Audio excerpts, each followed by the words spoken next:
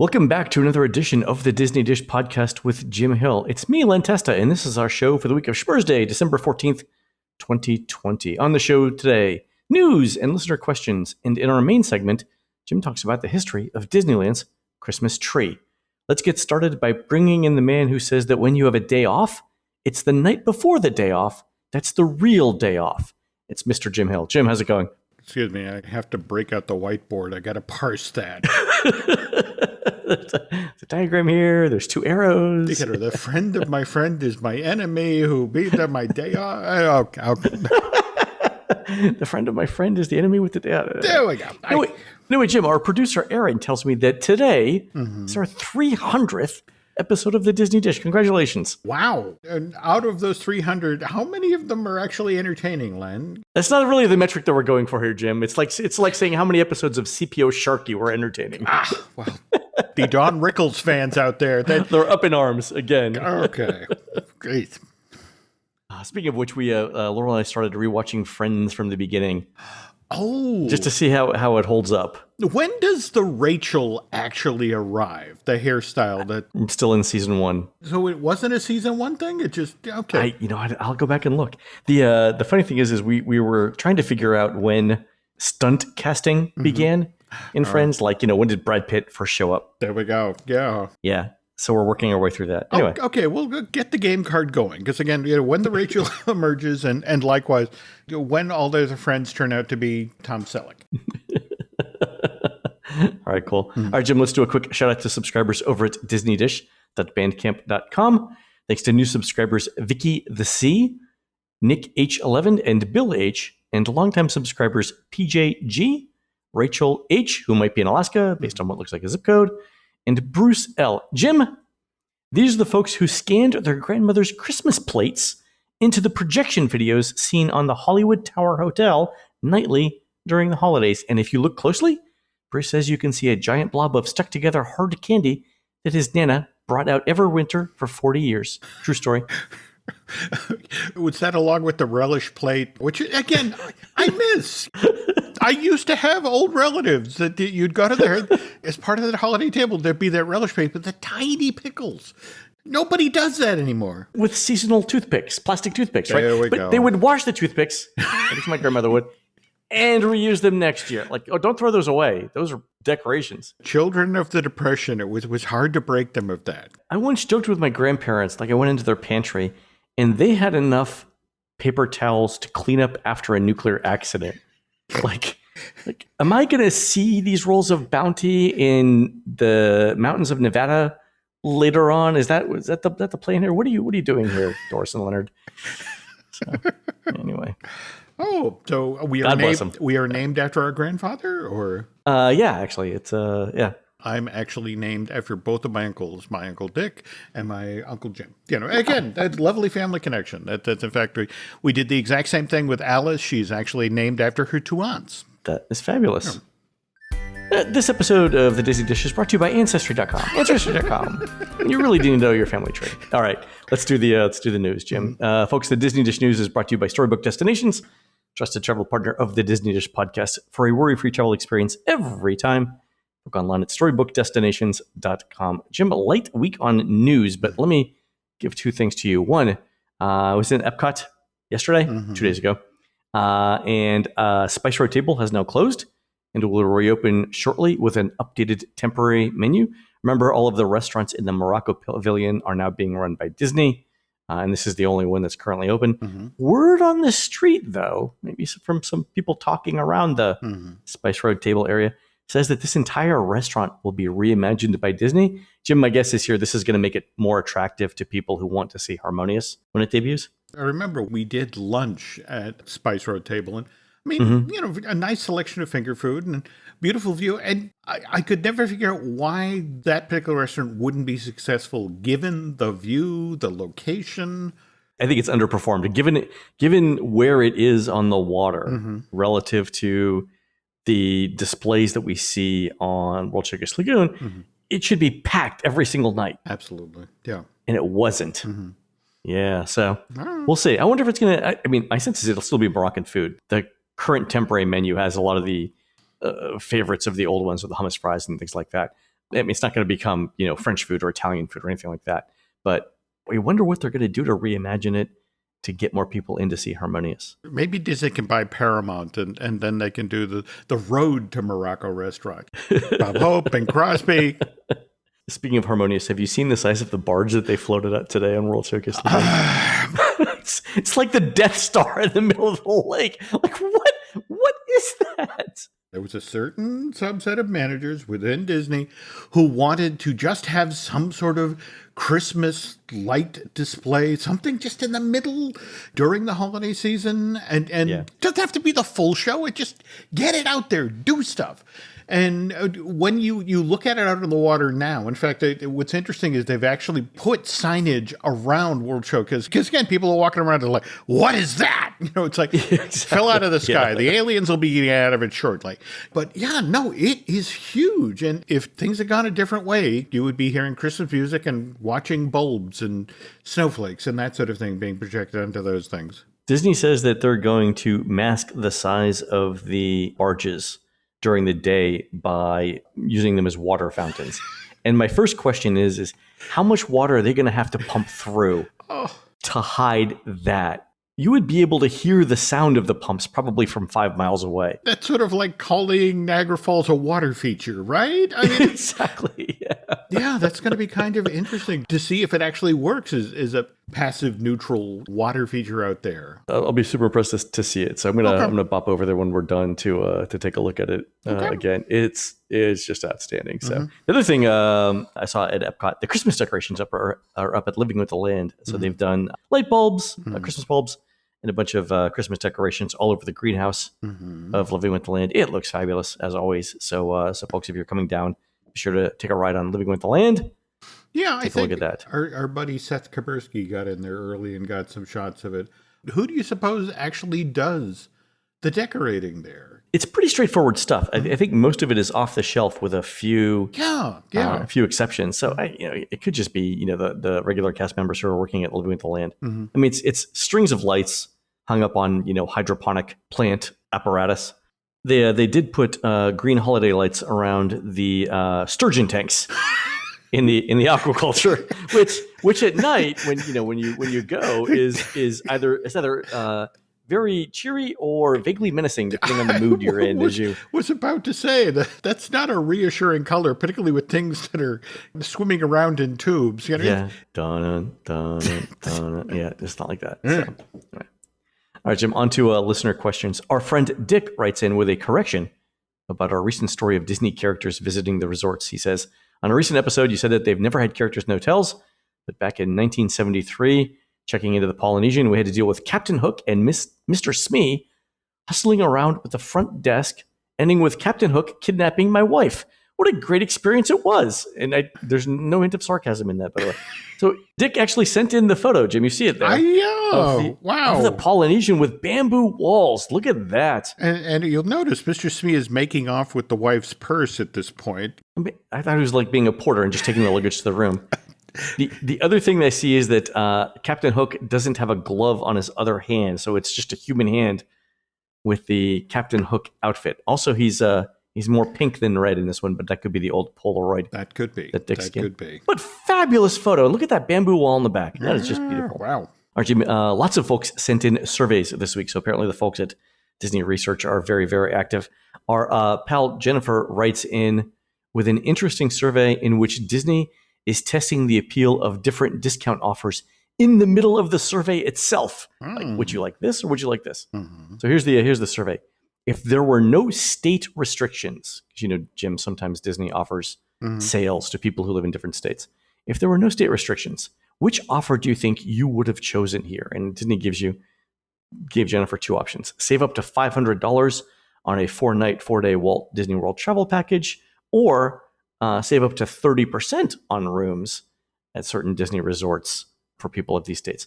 So the interesting thing here that Disney's testing is, do you respond more to the save up to $500 or save up to 30%? Now, typically what happens when we see these offers, it's Disney knows the end price point that they want to hit. So both offers will end up costing you almost exactly the same amount of money. What Disney is testing here is which text you respond to. So that's super interesting because it's in the middle of a survey. And Disney normally does this by A/B testing the two offers to two completely different groups of people. But my sense here is that so few people are actually staying at Disney hotels, and we'll talk about this in a second, that they actually don't have enough data to do A/B testing. So they're asking it in the middle of the survey. Wow. The other interesting thing is Jennifer booked a trip. And the follow-up question was, if the discounted package offer was not available, would you have still booked a trip to the Walt Disney World Resort for sometime in 2020? And Jennifer answered yes. So then you got a bunch of follow-up questions, and we've never seen this one before. Thinking back to the time when you first began to consider making this trip, through the time that you made the booking of the trip, please indicate the order in which each of the following things occurred. And the three things are: I booked the discounted offer, I started looking for information on the internet, or I made a definite decision to visit the Walt Disney World Resort. So in Jennifer's case, she started looking for the information, she made a definite decision to visit, and then she booked the discounted offer. That's really interesting. So they're trying to figure out the steps that people are taking to do it. So do you start looking for information, or do you make a definite decision first? That's interesting. What do you think the thinking here is? Is this, where do we target our ads going forward? Because the notion of started looking for information on the internet. So I think the thing that they're looking for there is how many people are going to go no matter what. So the step that is titled, I've made a definite decision to visit the Walt Disney Resort.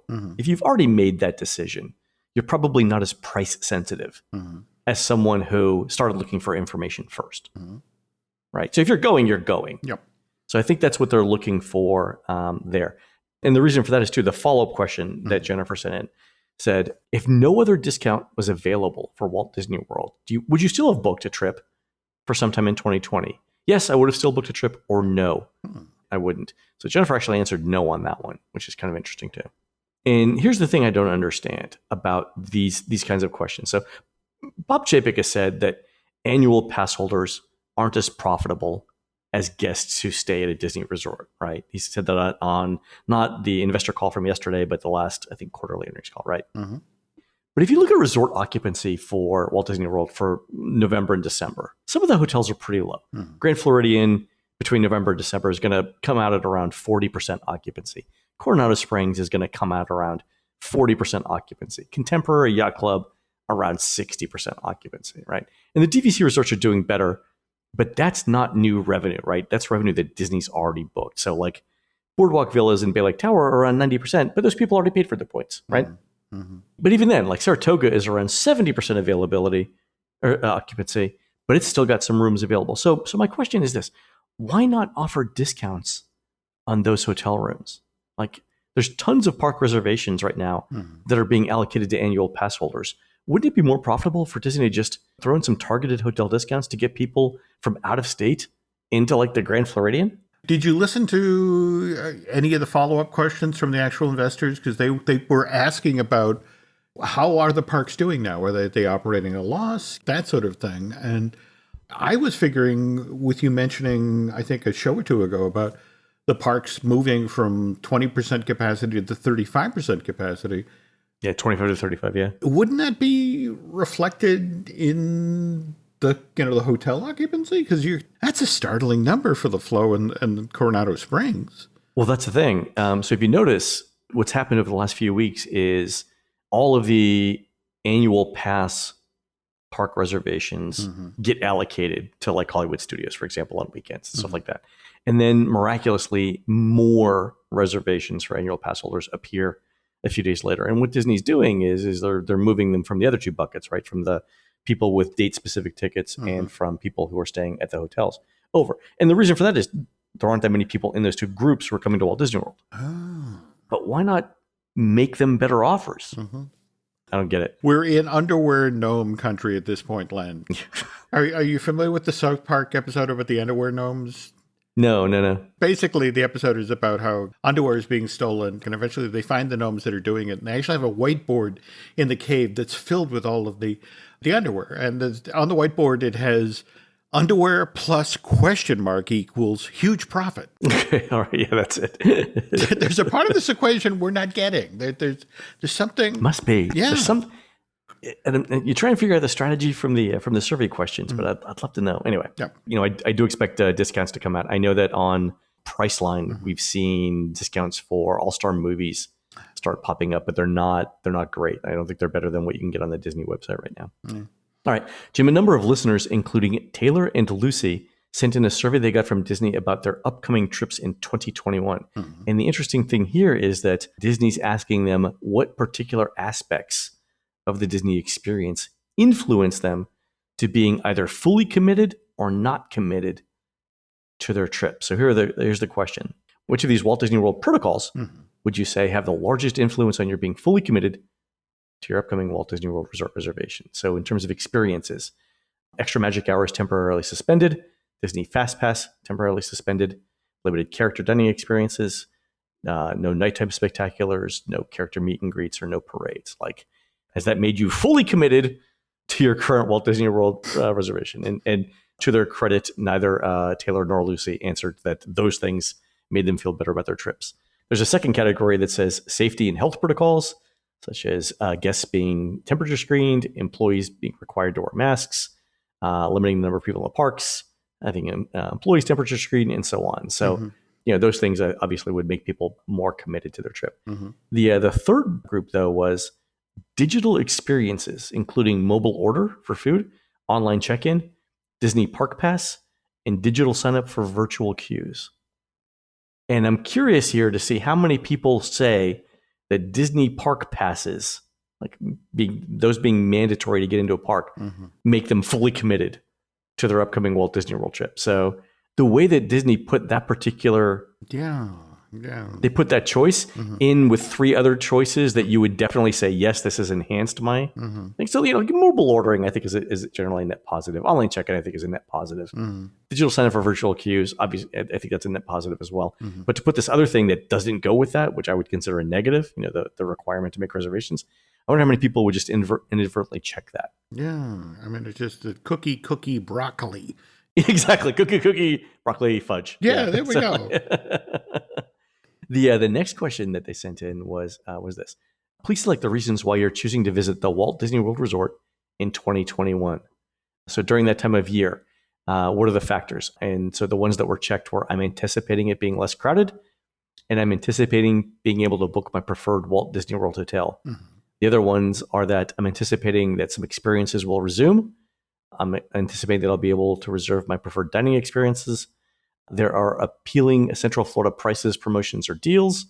I'm anticipating being able to attend a specially ticketed, limited time seasonal Walt Disney World event. So that's interesting. Yeah. The other thing is if you answer you're not very committed for your trip, as one of our listeners did, you get an additional question, and it's this. Which of these factors would you say has influence on your being not very committed to your current Walt Disney World reservation? Fear of getting ill while vacationing, new school learning environments, my household's job or work situation or personal schedule, flying is my transportation of choice and I'm avoiding air travel, the pace of new coronavirus infections in the area where I live, and that's important because Disney can't control that.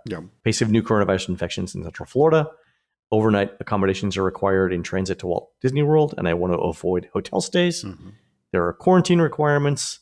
There's an inability to receive accurate and quick COVID-19 testing within various vacation checkpoints, the availability of a vaccine by the date of my reservation, or other. And then Matt got a slightly different version of the same question.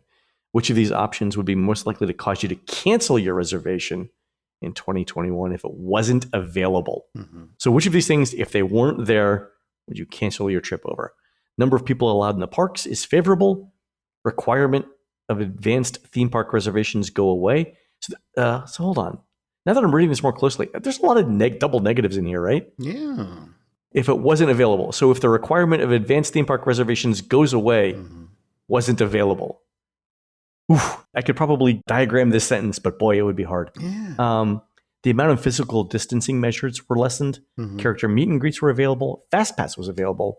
Longer operating hours were offered. And we haven't seen longer operating hours mentioned yet, have we? No, not yet.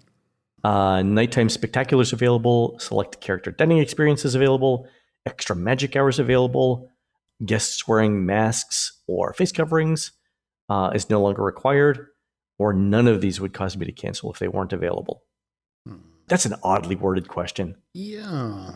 Half the time a survey is written not necessarily because they're actually looking for information. They're looking for a specific answer to justify a decision. Right, they're testing something, yeah. Yeah, so, this is a lot of very strange language. The fact that so many of our listeners got this survey at the same time and sent them in means they really want to know the answers to these questions relatively quickly. It's been fascinating now to watch as the vaccine is started use in the UK, and they're talking about when it will start to get the green light here in the States and that sort of thing. But we've spent 9 months at this point, Len, learning these behaviors, and it's just sort of like, how comfortable are we going to be stepping away from some of these? Like, for example, that one, guests wearing cloth face coverings at all times unless dining is no longer required. Yeah, we're wearing masks through 2021. Yeah. That's just going to be a requirement. Yeah. Which is fine. I mean, especially now, like now when it's a little bit cool outside, absolutely no problem wearing a mask. Summer was a little rough, but this is absolutely no problem.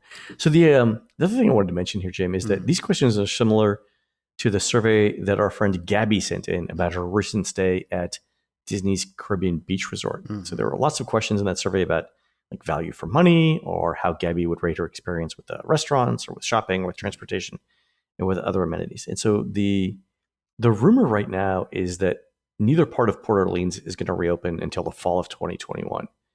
And Caribbean beach occupancy looks like it's going to be around 75 to 80% for November and December. So I was wondering if that survey that Gabby got was related to a pricing strategy for that resort. Because 75 to 80% for Caribbean beach, if people are satisfied with that, that would be huge, because it's generally the weakest of Disney's moderate resorts. Like it's almost invariably every year the lowest rated of the moderate resorts. So I wonder if they're testing that for price sensitivity. Like if we can't raise prices at Caribbean beach without making people unhappy, do we open up French Quarter instead? And maybe close off parts of Caribbean Beach? I don't know. It's an interesting question. I wish somebody in the Disney underwear gnome department would reach out to us, because we're missing part of this equation. Yeah. If you're one of those gnomes, let us know. All right, folks, we're going to take a quick commercial break. When we come back, Jim tells us about the history of Disneyland's Christmas tree. This podcast is brought to you by Carvana. Carvana lets you buy your next car on your terms. Explore a massive inventory online, filter for what matters, and find your perfect match. Then choose delivery to your home or pick it up at one of Carvana's iconic car vending machines. Every car also comes with a 7-day money-back guarantee, so you can make sure it's the right fit. Buy your car on Carvana. Delivery or pickup fees may apply. Limitations and exclusions may apply. See our 7-day return policy at Carvana.com. Carvana. Breathe deep. Imagine your legs more limber in Duluth Trading Double Flex Denim. Envision euphorically squatting for that can of suds, bending for your toolbox in a state of bliss, lunging for your laser level on a whole new level. Relax and allow the flex to fill you with ability. Find your inner flex in Double Flex Denim only at Duluth Trading. This episode is brought to you by CBS. DMV is a brand new workplace comedy turning misery into magic and chaos into comedy. Starring Harriet Dyer and Tim Meadows, DMV is here to serve you laughs. Watch Mondays at 8:30, 7:30 Central on CBS and streaming on Paramount+.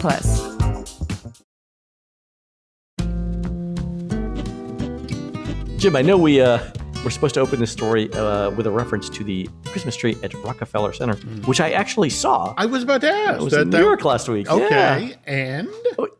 So there was only scaffolding around it. You couldn't actually see the tree itself. But I'm told it looks better now. They were bolting on the different branches. Did you actually get to see when they hauled it in from upstate New York, when they were talking about it being the Charlie Brown Christmas tree? No, I was in the middle of a quarantine, so I couldn't go out. But Okay. the issue was the day that they decided to put the tree up, like take it off the flatbed truck and try and erect it using the crane. It was a super windy day. Okay. And what ended up happening is they put like a belt, like a harness around the tree to try and lift it up. And then the wind caught the tree and essentially slid it down. So the belt acted like a shaver and just took a bunch of branches off one side. Nobody had that backstory. All they had was the image of the tree with the chunk that had been taken out of it because the belt slipped. And everyone was like, 2020 continues. Even the Rockefeller Center tree can't catch a break. And then also that poor little owl. That was a good looking owl, man. That was like the owl, like the thing that you would hold up and say, "This is an owl" to aliens if they came down. Imagine this. You're the guy, climbing up the tree and, getting it set in place. You're looking, it's like, that's a live owl in this tree that came all the way 170 miles on a flatbed truck into Manhattan. I wonder if it had to quarantine too. Somewhere in a hotel room, someone's bringing it little baby mice. Now, you mentioned the wiring of the branches on the tree. And in fact, that's one of the reasons we're telling today's story about the Disneyland tree, because that technique is known in the industry as Frankensteining. Oh, really? Yep. So it's not, it's been done before. Well, yeah. And in fact, the gentleman we'll be talking about today, Vito Serrao, he was one of the early masters of this technique. I mean, and Vito worked in Southern California. He was in air conditioning. And of course, the problem is when you work in air conditioning, as it slides into the fall and the winter, work dries up because suddenly Southern California isn't necessarily overly warm and you don't need air conditioning. So he was looking for a job to sort of cover that slack period in the air conditioning business. And his brother Tom was like, well, look, let's do a Christmas tree line. I mean, it's ideal. You can make good money for those couple of weeks in the early winter or thereabouts. And then you can, from the money you've made from selling Christmas trees, you can relax until the air conditioning business kicks up. That's actually perfect, though, if you think about it, because Christmas trees peak at the very beginning of winter. The profits get you through to the spring when everyone needs their AC tuned up. That's it exactly. Genius. Okay, all right. But here's the thing. Vito's an ambitious guy. So he doesn't just want to sell trees to guys on the street. He's looking around for the commercial possibilities. And so he approaches banks. He approaches commercial offices who want a big, nice tree. But again, it's a tree that's not just a tree, but it's also a decorated tree, or it matches the color of the office or that sort of thing. So he slides over the years into the commercial business, and we're now talking 60s. And somehow Vito manages to get into Disneyland. And to this day, the family's kind of vague about this story because basically he got a meeting with a guy at Disney. And during this period, you can actually look at the Disney Christmas trees, and they're very 1960s, Len. I mean, there's a lot of white Christmas trees with red bulbs, and I love a 1960s Christmas tree. I would own, if I could find an actual vintage 1960s aluminum Christmas tree, or like the ones that they caricature in the Charlie Brown Christmas episode. I would buy one right now. Yeah, they knock on the side of the thing and it makes it sound like a missile silo. Exactly, like a tin can or like a steel drum. Yeah. Totally would do that. All right. So Vito gets this meeting with a manager at Disneyland and, shows him some shots of the bigger trees that he's done. And they're like, well, okay, yeah, all right. We could take a flyer on you. We need a 35-foot tall tree for this part of the park. And Vito's, absolutely, I'll go to my lot and get that. And it's like, and here's the thing. He didn't actually have the tree at the time. They do take a while to grow to 35 feet. But he knew where to get them, which was Mount Shasta. I thought you were going to say Yosemite, and I was like, it involves park rangers. Okay, go ahead. It's still a hike. I mean, it's Northern California. It is a 9-hour, 600-mile drive just to get there, to get this 35-foot tall tree. He gets out in the back of a truck. But again, because he's been doing this for the commercial businesses, as he's getting the tree loaded on the truck, he's also collecting 50-pound branches from other white firs. By the way, that's the other reason the Disney people were very specific. They wanted a white fir. Really? Evidently, the manager at Disneyland was very into the fact that they have silvery needles, and they also give off this weird lemon-like smell. And so it's like, I want that type of tree for our park. And so he grabs a pile of 50-pound branches from other white firs. I got to say, this is actually pretty clever of him. And this is very forward thinking that he gets the spare branches. That's something he had learned from his Christmas tree lot and doing the other larger trees for the banks, for the office. Because he would literally cannibalize the smaller trees in the lot, because the taller a tree is, the more money you get for it. Sure. But, so he drives he makes the return trip, again, another 9-hour drive, another 600 miles back down to LA, wires all the extra white fir branches into place. So now he has a beautiful tree on all sides. He then covers the tree with glue, then sprays it with styrofoam beads. So this 35-footer looks like it's covered with thick snow.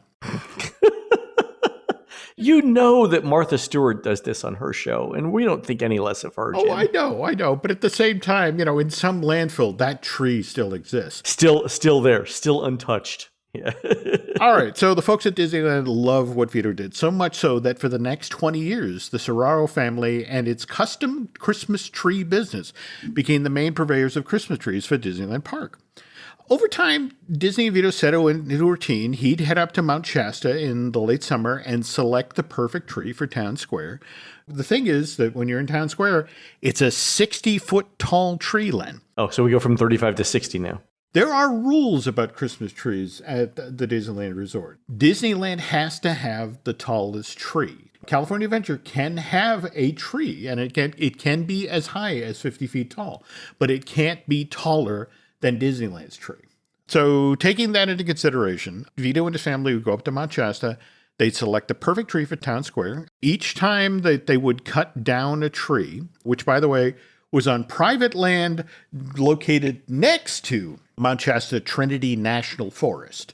So, almost national park land. I don't know, Jim, that they're actually concerned about real estate boundaries when they're that far up in the mountains. But if you say so, okay. Go ahead. But here's the thing. For every tree that they would cut down, they'd then plant 5 little white fir saplings to replace it. So the idea... it takes a while to grow a 60-foot tree. There we go. So 60-foot tall white fir is cut in mid-fall, typically early October, before the snow starts to fly on Mount Shasta, and that would really... Really? Yep. October.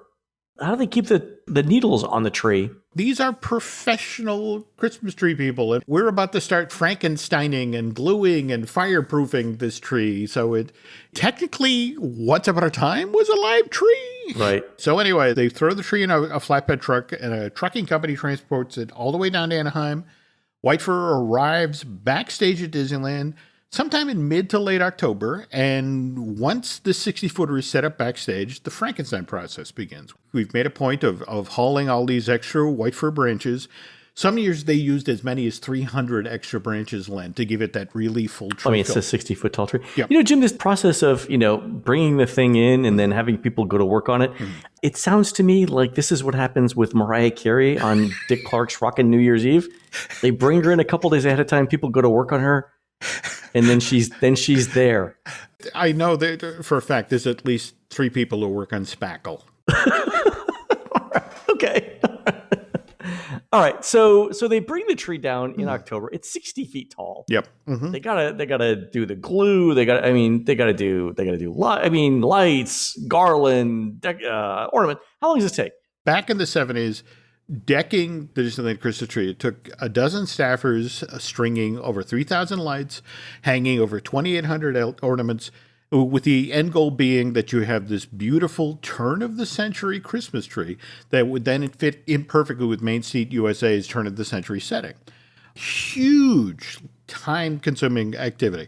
Typically, it would take 560 hours from the time they selected just the right tree to when the tree finally went up on display in Town Square. And 14 weeks. Yeah. 14 weeks of labor. And then it stayed at Disneyland. It would stay in Town Square till January 5th or 6th was usually the drop dead. And then overnight, it would just be taken backstage and dismantled. All right, so I have many questions. Okay. One, they cut it down in mid-October. I'm assuming they're like somehow still feeding the thing water because Christmas trees will suck up water. I would like to point out that a 60-foot tall Christmas tree that has been cut down 2 months before is basically the Hindenburg with ornaments on it. Have you ever seen a Christmas tree burn? Yeah. A Christmas tree that's a Christmas tree, like a normal Christmas tree that you're out open house, will burn in less than a minute to nothing. There was a Christmas tree on display inside the Grand Californian that actually caught fire. That is super dangerous. I mean, it will get really, really, really hot really, really, really fast. It was the holiday week, and they got everybody out of the hotel safely, and this wasn't a real Christmas tree. This was an artificial tree that went up. Really? Yeah. As we get up to like 2005, Disneyland's 50th anniversary, we're now entering the twilight of live Christmas trees at Disneyland. And I mean, at least they went out in style. I mean, that year the tree was flecked with gold. It had a record number of ornaments and lights, 5,000 lights, 5,000 ornaments. And it was even topped with a golden set of Mickey ears. But by 2008, remember, this is Disney. This is the company that believes in environmentality. So it's just like, we should go green. So let's have an artificial Christmas tree. It's like, wait a minute. You only have to buy it once. Well, but then even that process got involved. Okay, this Christmas tree, the artificial Christmas tree that debuted at Disneyland in 2008, Len, it weighs 12 tons. It requires 15 cast members and 2 cranes to erect. We talk about the Christmas tree, we back at the Mariah Carey thing. Okay, send those letters too. Artificial tree, okay, we're talking 1,200 faux branches. The branches were made in Mexico, while the 280,000 molded fake pine tips that then line the branches, those are made in China. And then, as for the lights that cover the tree, 70,000 LED white lights and some 4,800 colored lights so that they leap out, plus 2,000 ornaments. Do you remember the ornaments that your parents had, like in the 60s, the bulbs that were about the size of your thumb and that would glow red hot, that you would put on that dead Christmas tree? I have an unfortunate story from my youth. You'd go by a house in the 1960s, in addition to the Christmas tree with those giant lights, you would see the white plastic candle in the window with the orange bulb as if there were a candle in the window. My mother-in-law still has them. Okay. All right. So my parents make the mistake of putting one in my bedroom, and I'm 6 or 7, and they've used the yellow masking tape to glue it to the window as if, well, that'll protect it from the small boy. And it's like, no. So I'm supposed to be sleeping, but I've taken the candle off of the thing, and I'm playing around with it as if it's a spaceship and that sort of thing. And at some point I unscrew the bulb, but I ended up with the open socket under my chin with it still plugged in. And as the electric shock went through my body. When you woke up. Yeah. And I woke up with this perfectly little circle burn on the bottom of my chin, which, my parents noticed the next morning at breakfast. Like, what is that? It's like, oh, nothing. Why do you have a speech impediment now, young James? Yeah. But yes, the fact that any of his children lived through the 1960s is an amazing thing.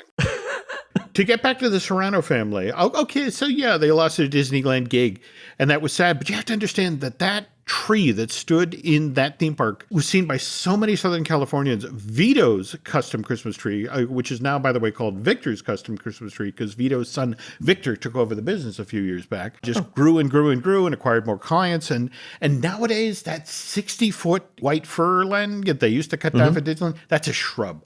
Victor's custom Christmas tree sets up now truly giant trees around Southern California. And to be honest, they're all over the United States. Take, for example, the one they just set up in Newport Beach, 115-foot tall Christmas tree. Holy cow. It takes more than a week to first get the thing set in the ground, then to Frankenstein all those extra branches into place. Now they flame-proof the tree. Kids these days, they don't know about Christmas trees. All right, flame-proofing. Say, you're in the market for a 115-foot tall Christmas tree. What's that going to set you back, Len? It's $1,000 a foot. Holy cow.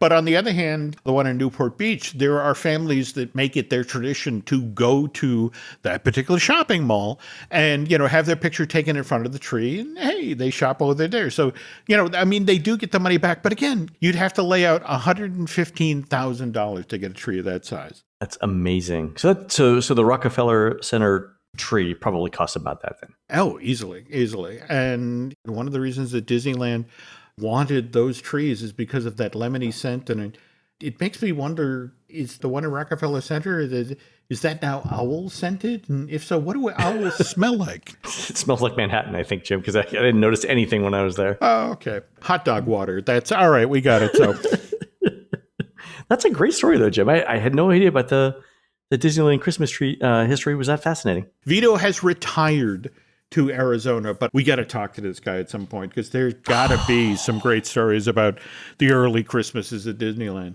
Next time I go out to see Hannah in Tempe, I'll let you know. Maybe we can get an interview with him. Ooh, that'd be cool. Great story, Jim. Great story. Okay.